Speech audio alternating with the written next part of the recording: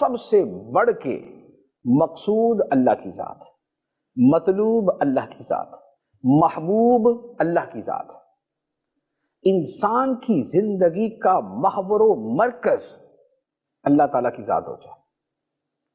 اور یہ صرف ایسا نہیں ہے کہ یہ کسی کا کہا ہوا جملہ ہے جو میں دہرا رہا ہوں، بلکہ اللہ تعالیٰ نے قرآن کے اندر اس کے بارے میں ارشاد فرمایا قل ان صلاتی و نسکی و محیای و مماتی للہ رب العالمین، تم کہو بے شک میری نماز اور میری قربانیاں اور میری زندگی اور میری موت اللہ کے لیے ہے جو سارے جہانوں کا پالنے والا ہے۔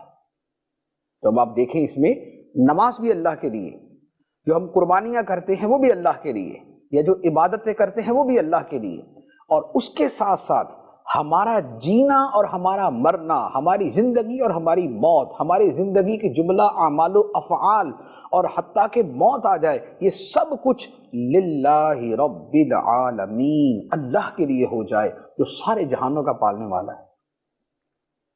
تو یہ جو محبت کی میں نے نشانی عرض کی ہے کہ پوری زندگی میں جو سب سے اعلیٰ، سب سے ارفع، سب سے بڑا، سب سے عظیم مقصود، مطلوب اور محبوب ہو وہ اللہ کی ذات ہے۔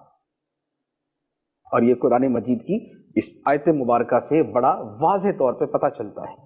اسی طرح اللہ تعالیٰ قرآن پاک میں ارشاد فرماتا ہے وَمِنَ النَّاسِ مَن يَشْرِي نَفْسَهُ ابْتِغَاءَ مَرْضَاتِ اللَّهِ، فرمایا کہ کچھ لوگ ایسے ہیں جو اللہ کی خوشنودی تلاش کرنے کے لیے اپنی جان بیچ دیتے ہیں، اپنی جان کا سودا کر دیتے ہیں۔ کیوں؟ تاکہ خدا کی خوشنودی مل جائے، خدا کی رضا مل جائے، اللہ راضی ہو جائے، اللہ راضی ہو جائے۔ تو اب یہ جن کی کیفیت اور حالت بیان کی ہے وہ کون ہیں؟ وہ خدا کے سچے محب ہیں، وہ خدا سے سچا پیار کرنے والے ہیں۔ اور یہ محبت کی نشانیوں میں سے عظیم نشانی ہے کہ بندہ اپنی جان بیچنے کو تیار ہو جائے کہ رب کی خوشنودی مل جائے، خدا کی رضا مل جائے۔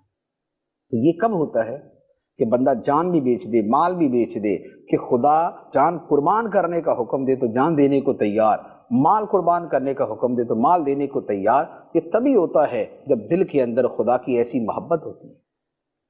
تو محبت کی جو اولین نشانی ہے وہ یہ ہے کہ سب سے اعلیٰ و ارفع اور سب سے بڑھ کر مطلوب، مقصود، محبوب اللہ تعالیٰ کی ذات ہو جائے، اس کی خوشنودی ہو جائے، اس کا قرب ہو جائے۔